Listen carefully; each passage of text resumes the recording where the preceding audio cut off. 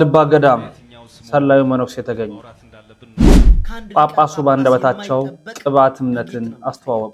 ጀማሪ ፖለቲከኛ በእኛ ቤተክርስቲያን ነው የሚጀምረው። አሁን የኢትዮጵያ ኦርቶዶክስ ተዋሕዶ ቤተክርስቲያን ያለች የአቡነ ሩፋኤል ጉድ ዛሬም የተጋለጠ ነው። ውድና ኩራት ቤተሰቦቻችን እንዴት አላችሁ? እንዴት ቆያችሁ? እንዴት ሰነበታችሁ? ይህ ያሮስ ነው። በዛሬ መረጃችን የተለያዩ ጉዳዮችን እናነሳለን። ላይካችሁ እያነሰ ነው፣ ሼር እያደረጋችሁ አይደለም። እይታው ከምታስቡት በላይ በጣም ቀንሷል። እንድታዳርሱልኝ በድጋሚ ሻለውኝ ወደ ኦርቶዶክሳውያን ኢትዮጵያውያን ማለት ነው። በቀጥታ ወደ መረጃችን እናመራለን።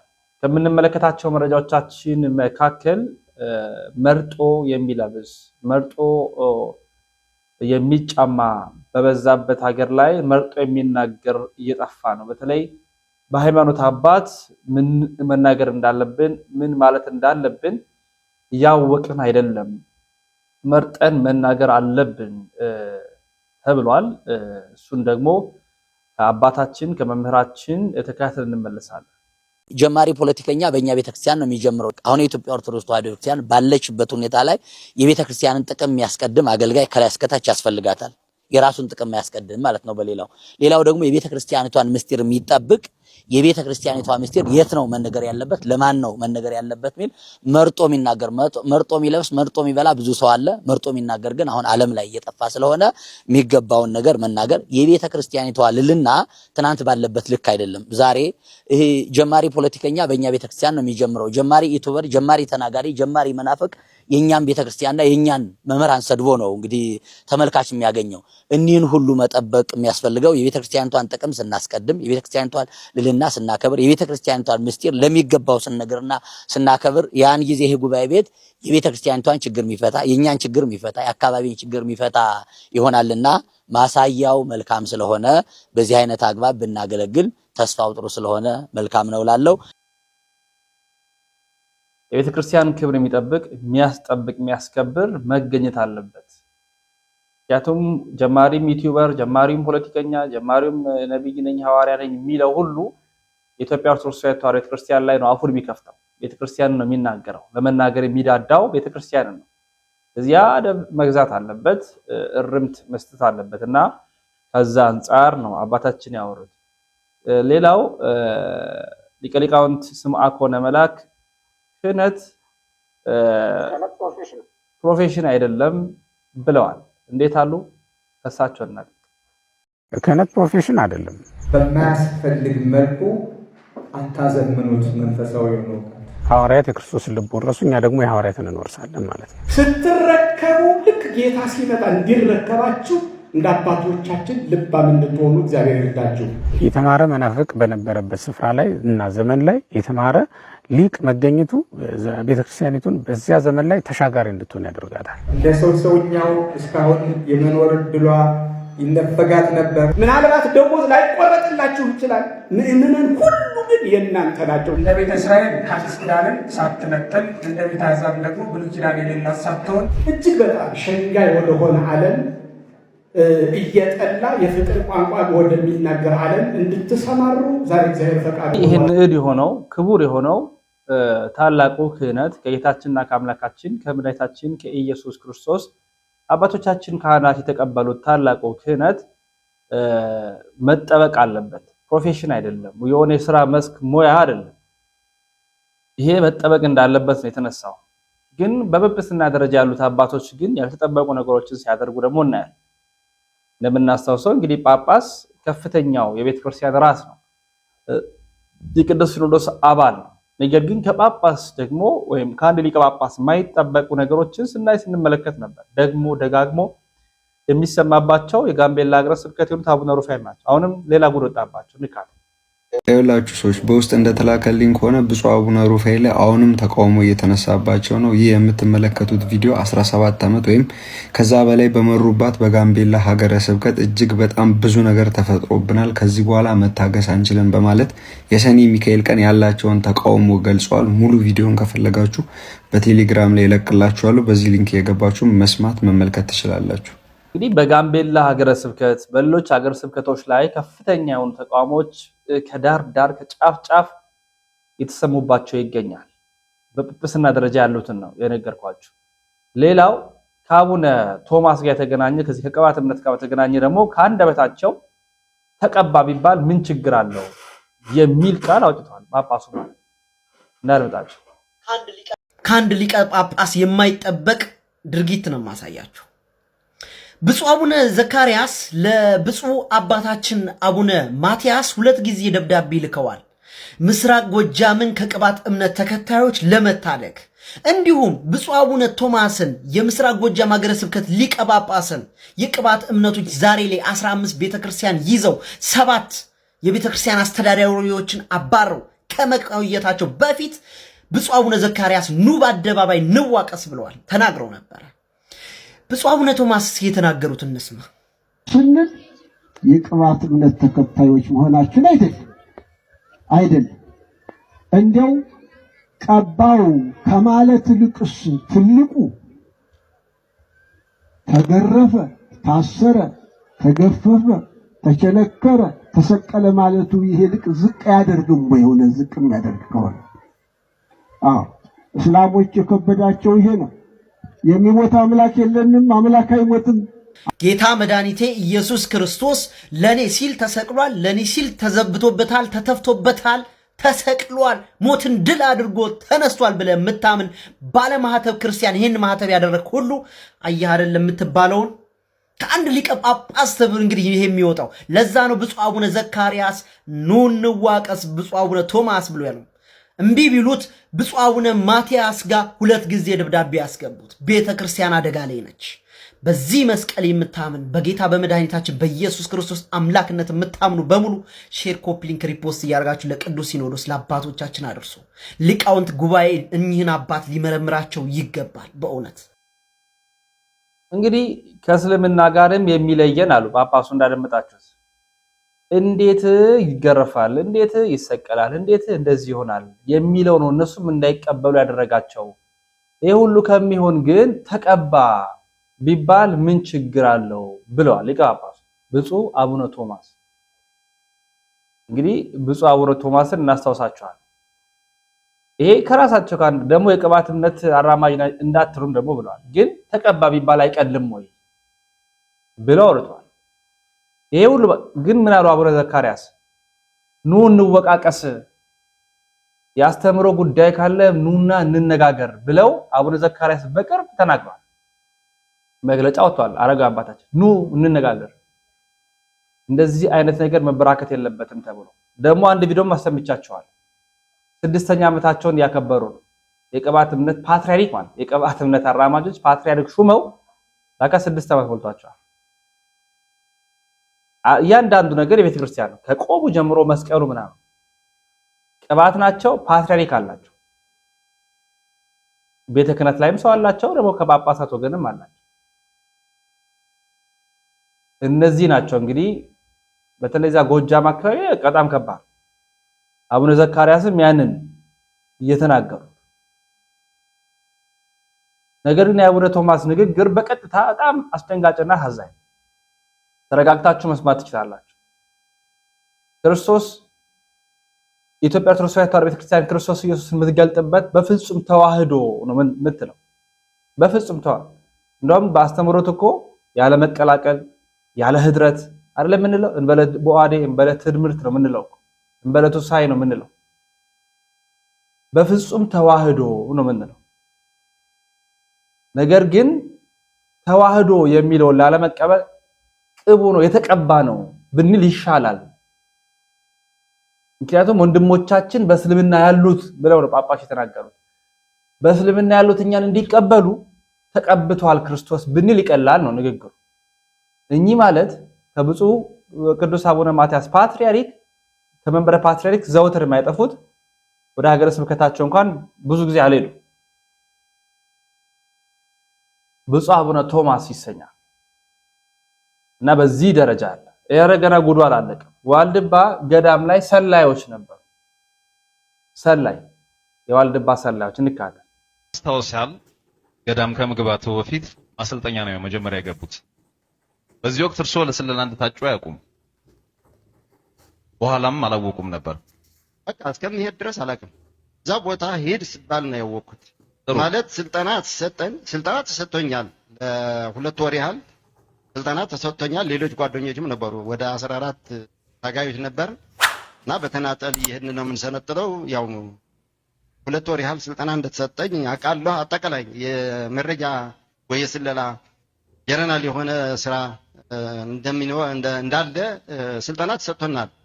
ቀጥታ ዋልድባ ትሄዳለህ የሚል ግን የሰማሁት የመጨረሻው ጊዜ ከማይኩሕሉ ወይ ከሽመልባ 2 ኪሎ የሚሆኑ ማለት 2 ኪሎ በግምት ነው 2 ኪሎ ሊሆን ይችላል። ሽምብራ የተቆላ ሽምብራና ጥብቆና ጥምጥም ተሰርቶ ጥብቆ አበጀድድ ተሰርቶ አንድ ገበሬ ሽመልባ ወስደው ይሄን ይዘህ በዚህ አድርገህ ቀጥታ በዚህ አድርገህ ትሄዳለህ ተብዬ ትነገረኝ ብቻ ነው ያወቅኩት። እንግዲህ እዚህ ማሰልጠኛ ቦታ ላይ ነው ዋልድባ ገዳም ገብተው ለ7 ዓመት ለ8 ዓመት ይቅርታ ለ8 ዓመት የስለላ ስራ እንዲሰሩ የተመደቡት። እንግዲህ እንዴት እየተሰራብን እንዳለ በጣም የሚያሳይ የውጭ ፖለቲካ አለ፣ የውስጡ አለ። ከውስጡ ደግሞ በጳጳሳት ደረጃ ደግሞ ሌላ ጉድ አለ። ቤተ ክህነቱ ደግሞ እንደምናውቀው ነው። የገዳማት አድባራት አስተዳዳሪዎች ደግሞ ገንዘብና ገንዘብ ነው እንጂ ምንም ችግር የለባቸውም። ምንም ያደርጋሉ። ምዕመኑ ብቻ ዋጋ እየከፈለ ምዕመኑ ብቻ እየጮኸ ምዕመኑ ብቻ ድምጽ እየሆነ ለአካባቢ ቤተክርስቲያን ጉድ የሚያልቅ። ስለዚህ ይሄን በጣም ጠንከር ያለ ነገር ያስፈልጋል። ይሄ ስቀን ተሳስቀን ምናልፈው ጉዳይ አይደለም። ቤተክርስቲያን እንዲህ ባለችበት ሰዓት ላይ እንዲህ አይነት ነገር ደግሞ መነሳቱ ሌላ ራሷን የቻለ መከራ፣ ምቹ አጋጣሚ ያገኘን ብለው ነው አሁን እየተነሱ ያሉት። ምቹ አጋጣሚ አሁን ከተነሳችሁ ቤተክርስቲያን የምታዳክሙበት ጊዜ ነው የተባለ ይመስል ከጳጳስ ጀምሮ ውስጥ ለውስጥ የሚሰራው ስራ እዚህ ጋር ይገኛል። እግዚአብሔር አምላክ ይታረቅ። ሀገራዊ ምክክር የቅድስት ቤተክርስቲያንን የነገ ነጻነት የሚወስን ስለሆነ ይህን ቪዲዮ ለብዙ ክርስቲያኖች እንዲደርስ በተለይም ደግሞ ለብፁዕ ቅዱስ አባታችን ለብፁዕ ጠቅላይ ስራ አስኪያጁ እንዲሁም ለብፁዕ የቅዱስ ሲኖዶስ ጸሐፊ ለብፁዕ አቡነ ዲዮስቆሮስ እንዲደርስ አድርጉልኝ። ያዩታልን ብዬ ተስፋ አደርጋለሁ። ምን መሰላችሁ? ሀገራዊ ምክክሩ ከያዛቸው 8 አጀንዳዎች አንዱ የሃይማኖት ጉዳይ ነው። በኢትዮጵያ ደግሞ ከቅርብ ጊዜ ወዲህ በሀገረ መንግስት ምስረታ ላይ ከፍተኛ አስተዋጽኦ ያላት ምዕመናንን ማህበረሰብን በስነ ምግባር አንጻ ሀገርን ገንብታ እዚህ ያደረሰች ቤተክርስቲያን እንደ ጠላት እየታየች ምዕመኖቿ የሚሳደዱበት የሚገደሉበት የቅርብ ጊዜ ታሪካችን ነው። በተለይ ደግሞ አንዳንድ ቤተ እምነቶች ኦርቶዶክሳዊ ተዋሕዶ ቤተክርስቲያንን እጅግ አጥብቀው ከመጥላታቸው የተነሳ የጥላቻ የክፋት የምቀኝነት መርዛቸውን የሚረጩባት ቤተክርስቲያናችን ላይ ነው። እነሱ የጋራ የዓላማ አንድነት አላቸው። ዛሬ ግን የዚህ ቪዲዮ ዓላማ ምን መሰላችሁ? ኦርቶዶክሳውያን ሁላችሁ ይህ የምክክር ኮሚሽን አጀንዳ የነገ ኦርቶዶክሳውያንን ነጻነት ይወስናል። ስለዚህ እዚህ ቦታ ላይ በቅዱስ ሲኖዶስ ተመድበው ለምክክር ለውይይት የሚሄዱ አባቶች ላይ ከፍተኛ ጥንቃቄ፣ ከፍተኛ ሐሳቡን የማስረጽ ከተቻለ ደግሞ ወጣት ኦርቶዶክሳዊ ምሁራን አብረዋቸው ሆነው ይሄ በጣም ሴንሲቲቭ የሆነውን እኛን በጣም አንገት እያስደፋ ያለውን ቤተክርስቲያናችንን በሀገሯ ላይ ባይድ እንድትመስል እያደረጋት ያለውን መገፋት አጉል ትርክት ሊሽር የሚችል ጠንካራ የውይይት ሐሳብን ማፍለቅ የሚችሉ ተናግረው ማሳመን የሚችሉ የቤተክርስቲያን ሐሳብ ማድረስ የሚችሉ ሰዎች ወደዚህ ቦታ መሄድ አለባቸው ብዬ አስባለሁ። ቸል ተብሏል። በኋላ ጊዜው ካለፈ በኋላ ሁላችን የምናዝንበት ነገር እንዳይፈጠር። ካህኑ ሯጫው አግኝቻቸዋለሁ። እሺ ወደ ሩጫ እንዴት ገቡ? ወደ ሩጫ ስገባ ገጠር ቤተክርስቲያን አገለግል ነበር። ይልፈታ አምቦ አካባቢ ገጠር ቤተክርስቲያናትን አገለግላለሁ። እንደዚሁ ያገለገልኩ እያለሁኝ አንድ ቀንታ ለቅዳሴ ጠርተውኝ መኪና እየጠበቅኩኝ እያለሁ ረፈደ። መኪና ጠፋና ቅዳሴ ታጎለ። በዚህ ነገር በጣም ተጸጸትኩኝ። እኛ አባት እንደሰማችሁት ካህን ናቸው። ሁለተኛ ነገር ደግሞ ሩጫ ውድድር ይወዳደራሉ። ይሄ ልክ አይደለም ብለው ደግሞ እንዳይወቀሱ ይሄ ሩጫ የጀመርኩበት ምክንያት ምንድነው ብሎ እየተናገሩ ነው። ቤተክርስቲያን ቅዳሴ እየታጎለ ነበርና ያ ቅዳሴ ሲታጎል ለምን ቅዳሴ ይታጎላል ብዬ ሩጬ ቅዳሴ መድረስ ጀመርኩ። በዚህ አማካኝነት የሩጫ ክህሎቴን አውቄ ወደ ሩጫው ዓለም ተቀላቀልኩ ብሎ እየተናገሩ ነው። እና ይሄ ነገር በቤተክርስቲያን ስርዓት ሲዳኝ አንድ ካህን ቁምጣና ቲሸርት ለብሶ በህዝብ ፊት እየታየ ይሄን ሩጫ ውድድር ማድረግ ይጠበቅበታል? በስርዓት ልክ ነው ብለን ስንጠይቅ ፈጽሞ ከህግ የወጣና ከቤተክርስቲያን ስርዓት የራቀ ነው። አንድ ካህን ንስሐ ልጆች ያሉት ይቅርና አንድ ዲያቆን የራሱን ሰውነትና ገላ ሌሎች ሰዎች እንዳዩት አይፈቀድለትም። ምክንያቱም ፍትሐ ነገሥት ላይ ካህናት ከልብስ እንዳይራቆቱ ካህናትን ይቅርና ሰዎች ምዕመናን ለራሱ ብቻቸውን እንኳ ቢሆኑ ቤት ውስጥ ራቁታቸውን እንዳይሆኑ ፍትሐ ነገሥት መጽሐፍ ያዛል። ምክንያቱም ብቻን ብትሆን እንኳ ጠባቂ መልአክ አብሮ ስላለ ከልብስ አትራቆት ብለው አባቶች ይናገራሉ። ስለዚህ አንድ ካህን ደግሞ ፈጽሞ እጅግ የተከለከለ ነገር ነው ራሱን ሰው ፊት ከልብስ አራቁቶ መታየት። ሁለተኛ ነገር ደግሞ ቅዱስ ጳውሎስ ሩጫዬን ጨርሻለሁ ብሎ የተናገረው እንደዚህ አይነት ሩጫ እንዳልሆነ እኔም እርሶም ያውቃሉ። ምክንያቱም ቤተክርስቲያን አሁን በጣም ብዙ ችግር አለባት። ቤተክርስቲያንን ማሻገር የምንችለው ደግሞ ዘመኑን ዋጅተን በዚህ ቅዱስ ጳውሎስ ባለፈበት የሩጫ ሂደት ውስጥ አርፈን ነው። ለቤተክርስቲያን ብለን ታግለን፣ ለቤተክርስቲያን ብለን መከራ ተቀብለን፣ ለቤተክርስቲያን ብለን መከፈል ያለበትን ዋጋ ከፍለን ይሄንን ሩጫ ቤተክርስቲያንን የሚያሻግራት ሩጫ አድርገን እኛም ደግሞ በዛ ትግል ውስጥ ሩጫችንን ፈጽመን እንደ ቅዱስ ጳውሎስ አክሊልን ለመቀበል ነው እንጂ የምንሮጠው የምንታገለው ከዚህ ዓለም የምታዘጋጀው ሜዳሊያና ገንዘብ ለመቀበል አይደለም የምንሮጠው። ይሄ ሩጥ ላይ የምናሸንፈው ገንዘብና ሜዳሊያ አላፊና ጠፊ ነው። በሃይማኖታችን ውስጥ ግን ተጋድሎን ተጋድለን ትክክለኛው መንገድ ላይ ሆነን ወደኋላ ሳንመለስ ይሄንን ሩጫ ሩጠን ከፈጸምን ማይጠፋና ማይልፍ ክብርን ከእግዚአብሔር ዘንድ እንቀበላለን። ቅዱስ ጳውሎስ በሩጫ መስሎ ያስተማረውም ይሄንን ነው። ስለዚህ እንደ አንድ ካህን ብዙ የሚሮጡበት መንገድ አለ። በዛ በክርስትና ሕይወትና ቤተክርስቲያን አገልግሎት ላይ ብዙ ያልተነኩ ብዙ ሩጫዎች ገና አሉብን። ያንን ሩጫ እንሮጥ። ለዛ ኃላፊነት ነው የታጨነው። ብዙ ኃላፊነቶች እያሉብን ኃላፊና ጠፊ ተራ ነገር ላይ ጊዜያችንን ባናጠፋም፣ ሁለተኛ ከቤተክርስቲያን ስርዓት ውጪ ሆነን እንደዚህ ራቁታችንን ቁምጣና ቲሸርት ለብሰን ህዝብ ፊት ባንታይ መልካም ነው። እርስዎ የጌታን ቅዱስ ሥጋውና ክቡር ደሙን የሚፈትቱ ክቡር ሰው ነዎትኝ። እንኳን ለኛ ለካህናት እንኳን ለኛ ለዲያቆናት ይቅርና አንድ ምዕመንም እንዲህ ብሎ መታየት ተገቢ እንዳልሆነ መጽሐፍት ይናገራሉ። ስለዚህ ይሄ ስራ ተገቢ አይደለም። ብዙ የምንሮጠው የመንፈሳዊ አገልግሎት ሩጫዎች አሉብን። በነዛ ሩጫዎች ላይ ተሰማርተን በዓላማችን ጸንተን እግዚአብሔርን አስደስተን የማያልፈውን ክብርና ሜዳሊያ ለመቀበል መሮጥ አለብን እንጂ እዚህ ታይቶ የሚጠፋ ኃላፊና ጠፊ ለሆነው ሩጫ ከስርዓተ ቤተክርስቲያን ውጪ ሆነን ከልብሳችን ተራቁተን ይሄንን ስራና ተግባር መፈጸም የለብንም ለማለት ነው። ኮፒ ሊንክ ሼር ፖስት እያደረጋችሁ አድርሱላቸው።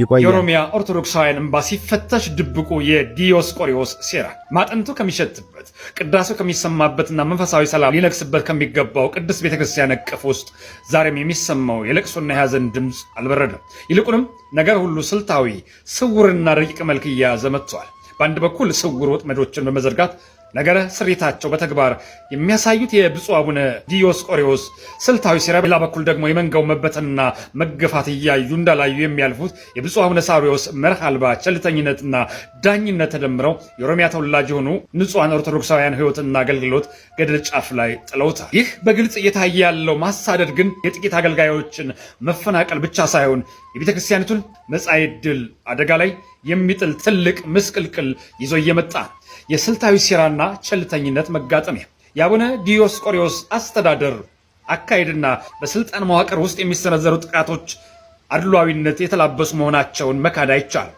የአፍ መፍቻ ቋንቋቸውን ወይም አፋን ኦሮሞን በመጠቀም ምዕመናን ወደ እግዚአብሔር መንግስት ለመመለስና ቤተክርስቲያንን በባህል በቋንቋ ለማስፋፋት የሚተጉ ወጣት አገልጋዮች፣ ዲያቆናት፣ መምህራን በየምክንያቱ ስማቸው እየጠቆረ ከመንበራቸው እንዲፈናቀሉ ይደረጋል። የሚያሳዝነው ግን ይህ ሁሉ ግፍ በኦሮሚያ ሀገረ ስብከት ላይ በግልጽ የተፈጸመ እንደ አቡነ ሳዊሮስ ያሉ ከፍተኛ አባቶች ዝምታ መምረጣቸው ነው። ይፋዊው ሰነድ ስርዓት ማስከበር ይበለው እንጂ ከጀርባው ያለው እውነታ ግን ማንነትንና በቋንቋ የመጠቀም መብትን የመገደብ ስውር አጀንዳ ነው። ጠበቃ መሆንና የመንጋውን መብት ማስከበር ሲገባቸው አባቶች ለራሳቸው አስተዳደራዊ ምቾትና ለጊዜያዊ ጥቅም ሲሉ የንጹሐንን እንባ ችላ ማለታቸው ታሪካዊ ጠባሳ ጥሎ የሚያልፍ ክህደት ነው። ዝምታ ለራሱ ለሴራው ሌላ እውቅና መስጠቱ ነው። የሚመጡ ምስቅልቅሎችና ስጋቶች ይህ አይነት ስልታዊ እና ብሔርን መሰረት ያደረገ ማሳደድ ዝም ተብሎ የሚታለፍ አይደለም። የሚያስከትለው ምስቅልቅል እጅግ የከፋ ነው። የምዕመናን መከፋፈልና ከቤተ ክርስቲያን መራቅ፣ የኦሮሚያ ተወላጅ የሆኑ ወጣቶች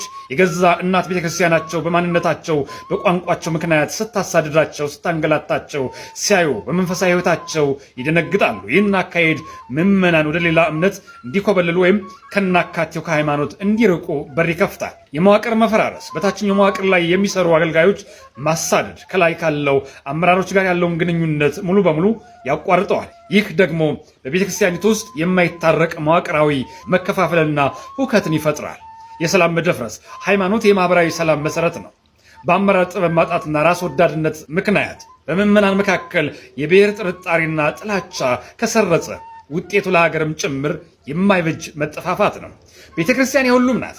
ክርስቶስ በደሙ የዋጃት መቅደስ እንጂ የጥቂት ግለሰቦች ፖለቲካና የብሔር የበላይነት ማሳያ መድረክ አይደለችም።